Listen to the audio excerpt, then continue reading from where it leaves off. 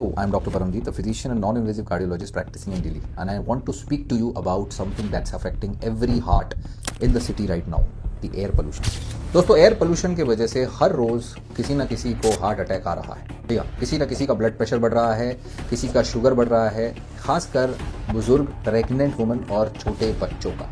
Current situation बताती है कि over the last decade Delhi के विंटर स्मॉग के एपिसोड जो है वो और ज़्यादा फ्रीक्वेंट, ज़्यादा सीवियर हो गए और हर साल ठंडी वेदर, लोअर विंड स्पीड और जो कारण है वेहिकुलर एमिशंस हो, लोकल टॉक्सिक एयर ट्रैप हो रही है, दुनिया भर के कारण और है पोल्यूशन के, आप जानते हैं। उसके वजह से जो AQI है वो वेरी पुअर से हजार्डियस रेंज में चल रहा है, कहीं 400, कहीं 600, कहीं 1000। सिर्फ पोल्यूशन की वजह से दिल्ली के अंदर होने वाली मौतों में से 15% जाने जा रही हैं। टू बी क्लियर, एनालिसिस से एस्टिमेट हुआ है कि ambient air pollution is linked to रफली 15% of deaths in Delhi NCR in the recent year.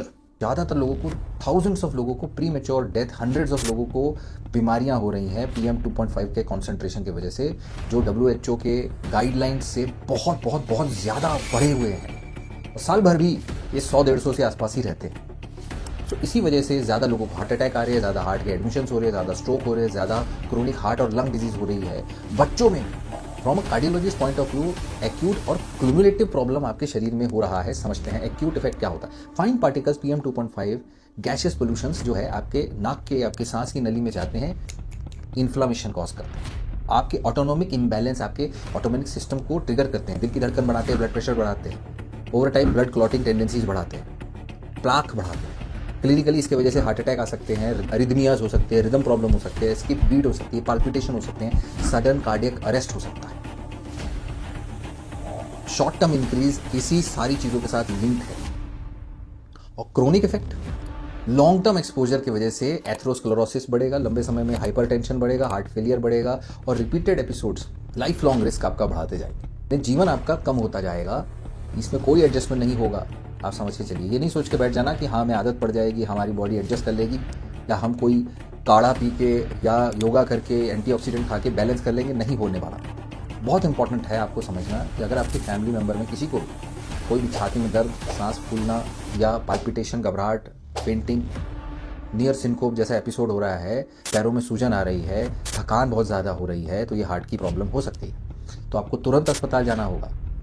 आपको एयर पोल्यूशन से बचने का तरीका ढूंढना होगा, ठीक है। दूसरे की जिम्मेदारी, गवर्नमेंट की जिम्मेदारी है। जब तक वो नहीं करेंगे, हम मास्क भी नहीं पहनेंगे, आपका नुकसान होगा। जितना हो सके घर के अंदर रहिए। पीक पोल्यूशन वाले आवर्स में, जो सबसे ज़्यादा सुबह सुबह और सबसे ज़्यादा रात में, शाम में होता है। सुबह सुबह की मॉर्निंग वॉक सेफ नहीं है। प्लीज़ घर के अंदर ज़्यादा रहिए।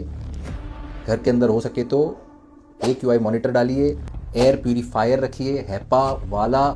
आउटडोर एक्सरसाइज ना करें, इंडोर एक्सरसाइज करिए।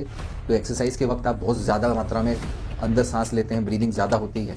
और अगर बाहर जा रहे हैं तो, और पीक पोल्यूशन वाले टाइम पे जा रहे हैं, तो प्रॉपर रेस्पिरेटर N95 या FFP2 मास्क पहनिए। सिर्फ कपड़ा पहनने से नहीं होगा, कम से कम सर्जिकल मास्क तो पहनिए, अच्छे से फिट होके कपड़े के नीचे।